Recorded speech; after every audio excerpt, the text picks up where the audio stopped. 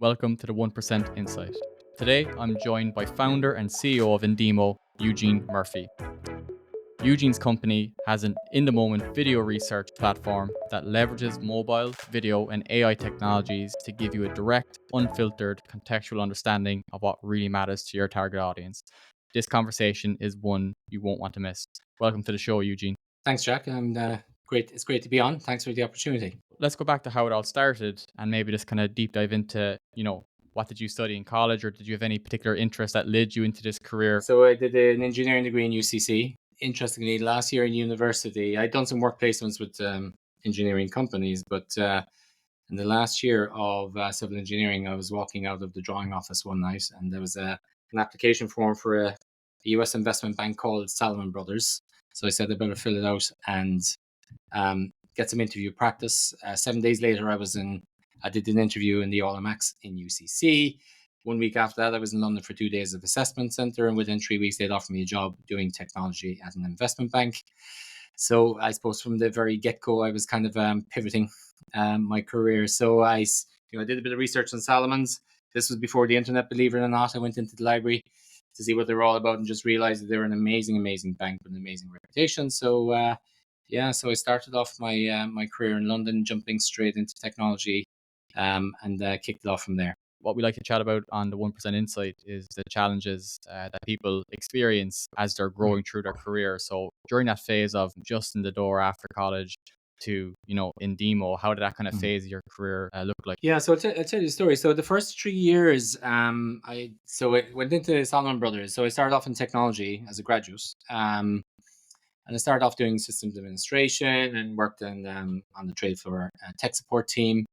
Got into business analysis, so I trained professionally as a business analyst. And over the course of 3 years there, basically, I got into project management and then into product management. So I was working on the fixed income, the bond trading desk, doing electronic trading systems. On that journey, basically, I kind of got headhunted into a startup called Market Access, which was a JP Morgan spinout. So when I joined them, there was 4 of them in the London office. And over the period of 2 years, we took it from 4 people to 40 people, designed the Eurobond trading platform from scratch, and got it up and running. And that really kind of got me into product. I really love kind of getting into product and the creative aspect of that. So it's been 5 years in London at that stage. At that stage, then basically I was dating who's now my wife, Caroline. So it was either stay in London forever or kind of get out. So I packed it in from the fast paced city career in London. I came back and I set up my own business in Ireland for a while. So we set up a kind of an architectural design practice. And through the Celtic Tiger period, that was obviously very successful. Over that period of time, obviously got married and had 4 kids. So this kind of segues me into the Indeemo story. So the genesis for the startup that has become Indeemo since, right, is we created a social network where families could capture and share kind of everyday moments and videos and images, text, and kind of push them into a private social network. So you could create a micro social network of family, and they could all kind of capture and share and be part of these moments, these everyday moments. That was essentially trying to be Facebook for families.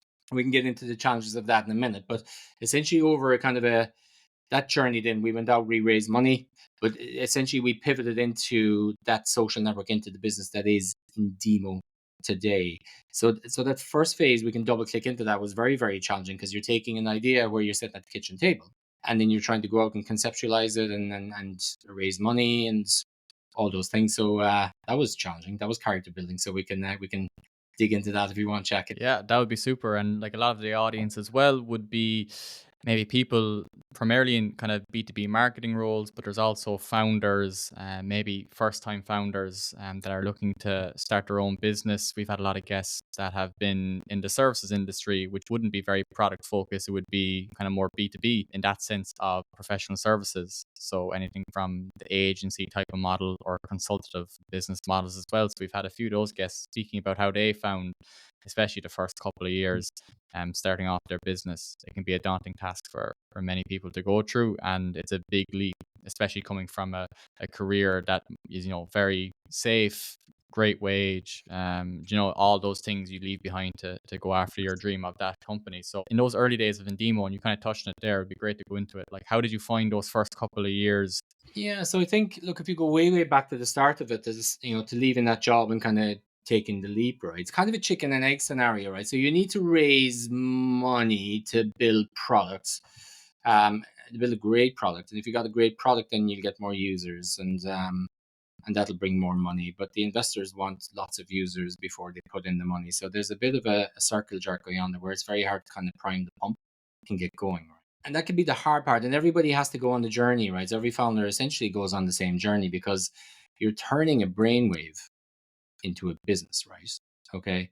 And you know it yourself, you set up your own business, right? So what you're doing is you're trying to go out and create some sort of a story, create some sort of a vision, create some sort of a prototype, okay, that people can understand and will want to be part of. So, we bootstrapped the startup in the very start, right? So putting my own money into it.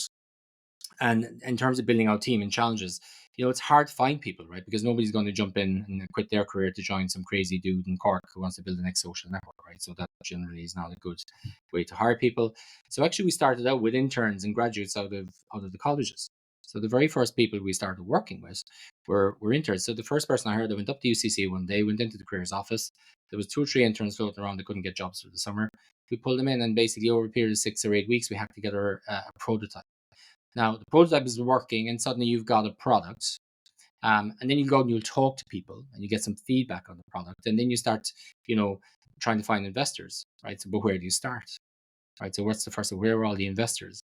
So, typically, my advice for anybody listening then is, it's a social network. The journey of building a big business or building anything basically is a social graph. So, who are the people in your immediate orbit who you can tap into for advice or referrals or introductions? So I remember at the time I was sitting out in the Kinsale Road roundabout, right? So it went into the local enterprise office, I guess is what it's called now, and I asked them like, who do we go in? And they send us down to the Cork Bic here in Cork City, and you go down, you have a conversation with these guys, and then they start to open up this network for you. And they talk about the business, they help you build out a business plan, and that takes you to Enterprise Ireland, and that takes you into angel investors. So you've got to start, and I think it's being able to tell a good story and have a good vision and being able to clearly communicate it is important. Because at the start, you're prototyping essentially a product, but you're also kind of telling a story about a business and you're putting together projections. But the key thing is to keep driving on. So I think they obviously believe in what you're doing. Okay, be very passionate about it. And I think the passion does attract people, right? If you're really, really committed to what you're trying to do here, I think you'll attract team members, you'll attract potential investors, you'll attract supporters. So that's basically been the journey of kind of getting the pump primed, which eventually kind of gets you to the first investors, you raise some money, and then you start to build up momentum from there. That's a crossroad that a lot of founders, especially probably in the technology industry, where you need that capital to build out and expand the product offering that you have. We've had a couple of people on the podcast chat about that, how they navigated from going from bootstrapped to dealing now with investors, and it's a whole different type of business almost overnight in terms of how it might work. So it'd be interesting to get your insights on how you navigated that in terms of going from bootstrapped and your own career to now speaking with investors, pitching for capital. Yeah, so you bootstrap it, you put in some of your own cash. I think getting grant assistance is very important at the very, very start. So like there are some great Enterprise Ireland was a huge backer of ours. Even the local enterprise offices are very, very supportive. So you're trying to make your money go as far as you possibly can. Okay. So it's all about being super resourceful and kind of scrappy. Okay, and trying to extend your runway for as long as you possibly can. So I think the funding journey really was put in some of your own money, get some sort of a prototype together, get some sort of a deck together, go talk to the people who've got grant assistance and grant supports. Be passionate, be transparent about it, right? Be kind of realistic in your expectations. And in fairness to the Irish government, it does back entrepreneurs, right? So Enterprise Ireland is probably one of the biggest VCs on the planet right now, right? Certainly the biggest seed VC, I think, in Europe. Enterprise Ireland, the local enterprise offices will fund some consultants to come in and they'll shape your thinking and they'll give you a business plan and they'll give you a go-to-market strategy, right? So the resources are closer than you think. And there's a lot of stuff online now as well. What it does is it opens up different social networks for you. So once you get into the local enterprise offices and you're credible, they will then ask you to prove yourself and take a bit of money and come back with a better prototype, get some users, validate the concept. So it's all about constantly these kind of, these concentric circles are getting bigger and bigger and bigger, right, of validation. So start small, get some users, prove the concept, come back, let them know that their grant money is funding something that could be a real business someday. What that does then basically is opens you up to Enterprise Ireland. Okay, so there's this competitive start fund now, I think, which is 50K. So I think that's relatively accessible. Then from our stories, like again, we got into these local networks here in Cork City. We started to go pitch our startup pitching competitions. We won pitching competition way back in the day, and that gets you talking to people. Okay, and there are angel investors floating around who will want to be part of a journey, and will want to take a chance, right? So you convince them, you get to know them, you're honest, you're realistic, you're authentic about what you know, what you don't know. I think transparency is everything. You can't be bullshitting them basically, right? Because they'll call you out. So I think if you're honest and authentic and you've got a clear vision and you can prove that this thing will get something and go somewhere someday, the money will come in. So obviously then the model with Enterprise Ireland is you get a bunch of angel investors, Enterprise Ireland will match the money. And that was a game changer. So we raised, I think we raised was it a quarter million or something in our first round back in the day, right? So suddenly overnight, then you can go out and you can start building the team, and it steps to the stairs then from there. You're building out in Demo to getting to what it is today. And you have a very strong, obviously, knowledge in product engineering, finance, all these different attributes that you've built up over your career from your study as well. How difficult was it to change certain perceptions you had of how to market? You kind of touched on it there in terms of telling the story. You obviously placed massive importance on it. Was that a difficult area for you to develop or get used to, or were you very knowing the importance of marketing early on? I go back to the timeline again. So Indeemo was a pivot. So we had built that social network. We got that to 100,000 users, right? So that was credible, but we were struggling to scale the business and really monetize it and make it a business. Everybody loved it. Nobody needed it. So, and then we had a couple of pivots along the way, turning it into user generated content platform. And ultimately we kind of landed in market research. The kind of the fast version of the story is we'd built a social networking technology that was mobile first, leverage video, that allowed people to capture and share everyday moments. So we just had positioned it for families first, and then eventually, right, we found that giving it to brands so that they could connect with their customers was the game changer, right? And then getting into marketing. So in the first few years, we had built a social network, and suddenly we were a marketing research business, right? So our UX research business. So the challenge there was we had to learn the business for the first few years. Okay, so there was a whole new jargon, a whole new taxonomy of terms, ethnography, anthropology, the whole 9 yards, right? So for us, and there is no big market research business here in Ireland. Like 99% of our customers are international. So we're sitting here in Cork, no expertise in the industry after pivoting business. So what we did was we just got in contact with the customer. So every customer that we got to, so we did the first project and the client loved us, and then they brought in 3 or 4 more brands. And then, we started putting out, I think it was some blog content, maybe some Google ads or something at the time. We got on the phone, we were looking at directories, we were hustling, we were calling, spent 6 months on the phone, burnt the battery out of an iPhone. We must have called 1,000 clients all over the world from directories. But it was from talking to those customers that we not only kind of marketed and promoted the business, but started to understand the industry. So the first 2 or 3 years of this was really, you could call it business development, right? So it was basically talking to people, understanding their needs, trying to get the early adopters to come on a journey with you. And what excited them was that they could be part of the journey, because we weren't building our own pipe dream here. And I think that's been our superpower sense, is because we're a product, because we're engineering business, we everything we built in the last 5 or 6 years has been driven by the customer, because we didn't know the industry. Talking to the customer is a real thing, right? So literally I've spoken to thousands and thousands and thousands of prospects and customers, right? Myself. And that informs you and that educates you. And I think once we kind of got over the first couple of years and we got into the industry and knew it, then we're in a position to start writing about it. Then we understood the taxonomy. Then we understood the keywords.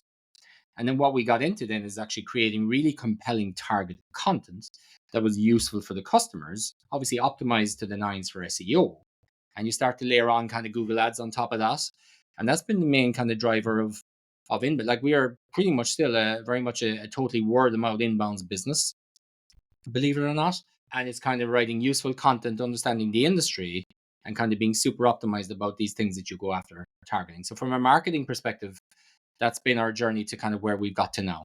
Cool to hear that actually from someone coming from the engineering background to place so much emphasis on it, because these days you could go online and you see all the hacks in terms of removing yourself from the operations of the business, but You went the exact opposite way to go straight to the source and did the stuff that wasn't necessarily scalable at the time, but gave you the platform to take all those learnings in. And without doing all those hours of all those calls and the customer research, and the platform obviously probably wouldn't be what it is today. And it was an interesting point because that's at the core point of every marketing effort as well. Going back to who your intended customer persona, target audience is, understanding their needs, what pain points they have, and how your solution fits those. And a lot of people actually kind of nearly get that wrong.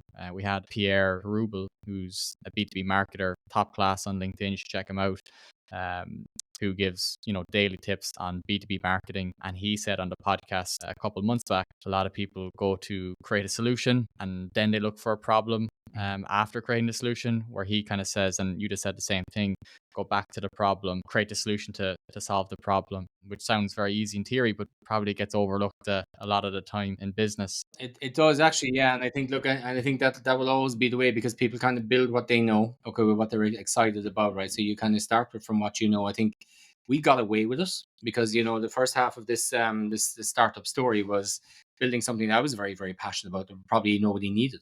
But we just, along the way, we recognized that we weren't in the space. We kind of picked up on signals on the market, and but when we got into market research, we knew in an instant that we had it. We just landed in a different industry with a technology that was mobile first, video heavy, in a social networking era where Instagram was just popping, and it was kind of right place, right time. But I agree with your point completely, right? So, like, I still do sales calls, right?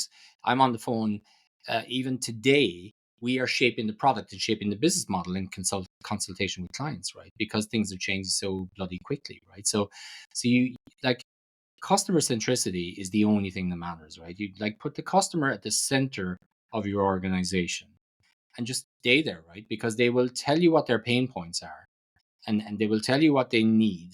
Don't build what they want, build what they're screaming about, right? As a kind of build to needs versus build to wants. Um, and by having that understanding and being that close to the customer, then it's easy to do the content, it's easy to do the targeting, but you can't do it the other way around. You have to be in contact with your customers to be informed, to be relevant, to be able to produce the content that's hopefully they'll find by searching for it at some stage. Probably one of the most important parts going to the future as well, how you've positioned in demo, because I see it myself working with our clients, and what they find really valuable is obviously you have your deliverables and all that, but it's actually more so being on social and understanding the research and the data that you're getting from your target audience online through social media channels, and then like those monthly analytic reports, you're getting all that first hand data from customers saying they like this, they didn't like this, and then that can kind of influence bigger budget decisions and campaigns that can mitigate some bit of risk for businesses going forward. And there's probably no better man to ask, but I can see it in the background. For anyone watching on video, you'll see it here, but you have the Indeemo logo, and then it's get closer, understand deeper, innovate faster. How important is market research to businesses? It's existentially important, I think, is the answer, right? And research is quite an academic term. Somebody listening might say market research, oh, I can't afford that. You got UX research, you've got healthcare, like, so you envisage people in lab coats when you hear the word research.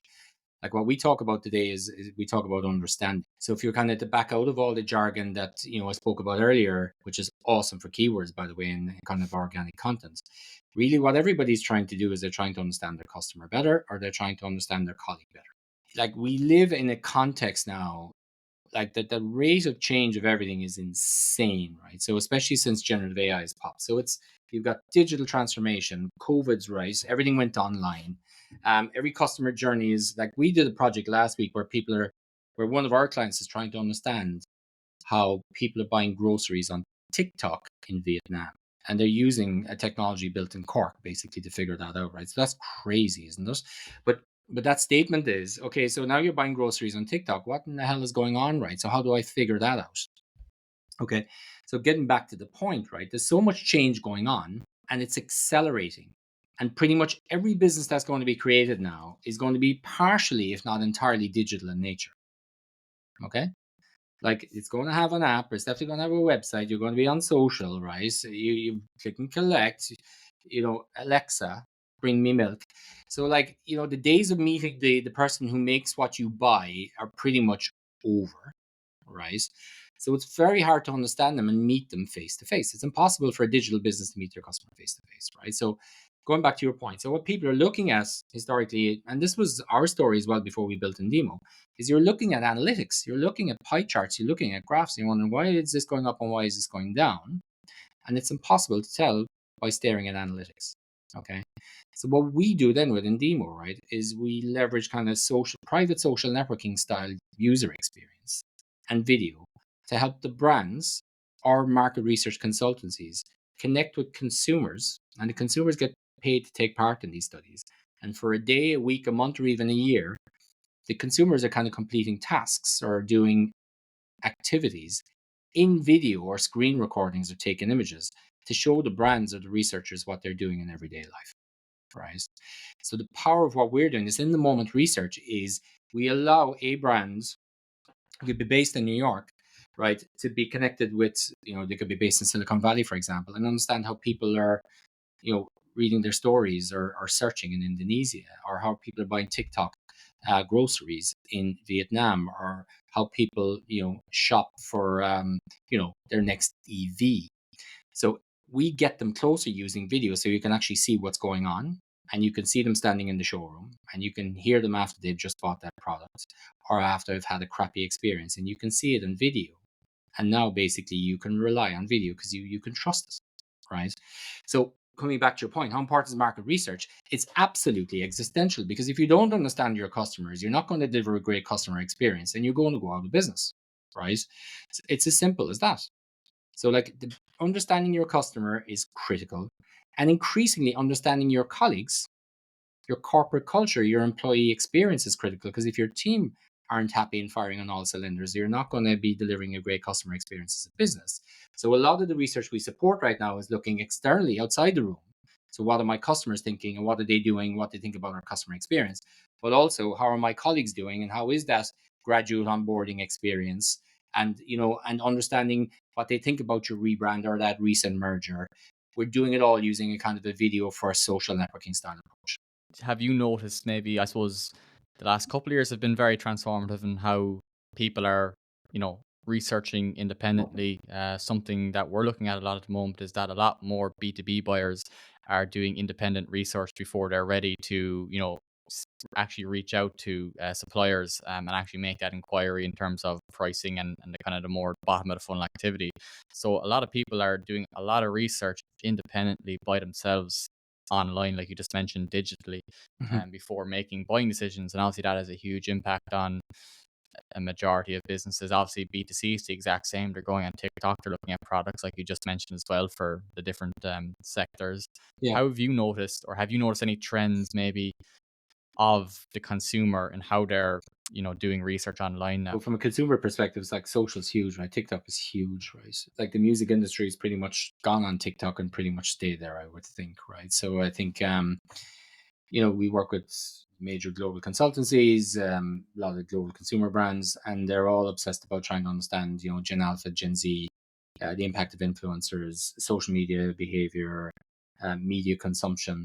So, that's huge, right? So that's where most of the budget is going at the moment. We have a screen recording capability built into Indeemo, so a lot of the tasks will be just scroll through your feeds and tell me, you know, how do you find inspiration for recipes for cooking something this evening, for example, or what is your, omni-channel EV purchasing journey, right?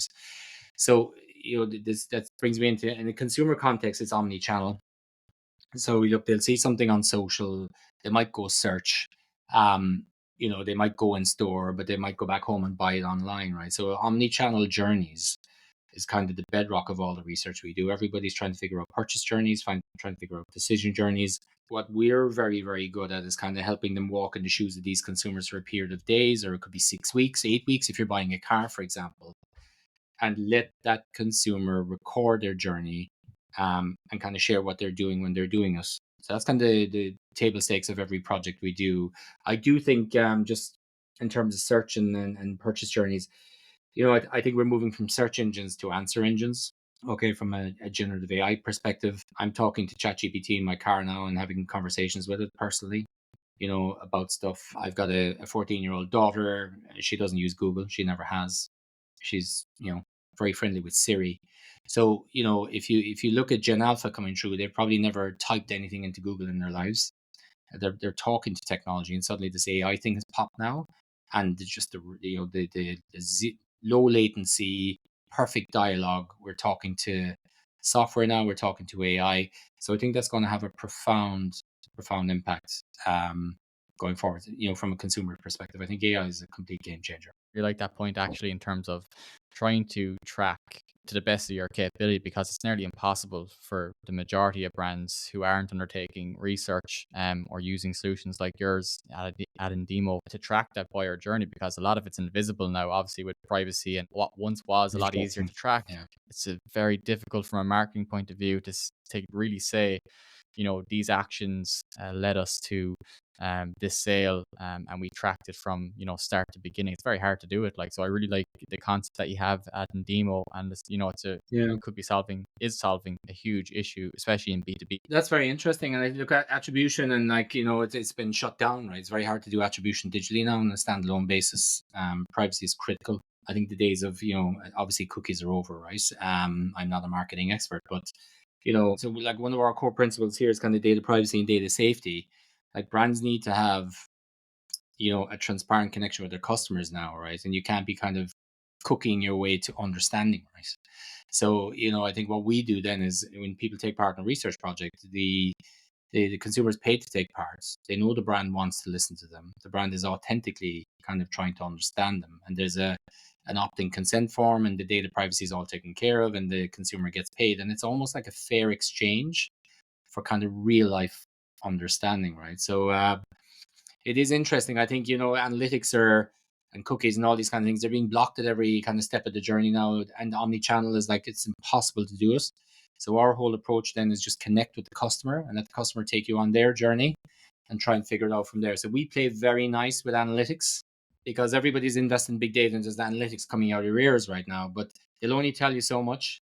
They do have blind spots, and they'll never tell you why somebody is churning or why you've got this, pinch point in your customer journey. So that's where Indemo is usually deployed to kind of go in and shine a light using kind of screen recordings and video and a kind of a private connection to these individuals, to kind of figure out what's really going on. And AI then basically, which kind of segues on maybe to AI, but AI is allowing us to kind of do that sort of one-to-one video-based research at scale. It's very, very exciting now. And what we're seeing here is that, we live in a qualitative research context here at Indemo, right? And everybody's used to quant and analytics. But what I personally believe is I think that qualitative research approaches, such as video, for example, video-based studies, like they're going to scale into hundreds, if not thousands of consumers, and they'll become almost quantitative in scale. So there's a massive transition going on right now. And it's interesting to your point. Brands see the opportunity. It isn't as expensive as you would think. And it does allow you to basically see the customer and figure things out. And the last question I would have would be, what advice, based on your 1% insight, the importance of market research and how they can kind of understand their customer best? Invest in it. And just as a general principle, it's like get as close to your customer as you possibly can, right? I think from again, when in the marketing context here, market research is typically, maybe people will do surveys. Historically, they might do focus groups or something like this, right? Focus groups are perceived as being expensive, and it's fairly inaccessible. It used to be historically inaccessible to most businesses because it is quite expensive. What we're finding now with generative AI is that I guess the cost of qualitative research is going to come down, and the scale of it is going to come up, right? It's going to really, really scale. So yeah, pulling all the threads together, right? So I think understanding your customer is absolutely critical to build a successful, scalable business that endures.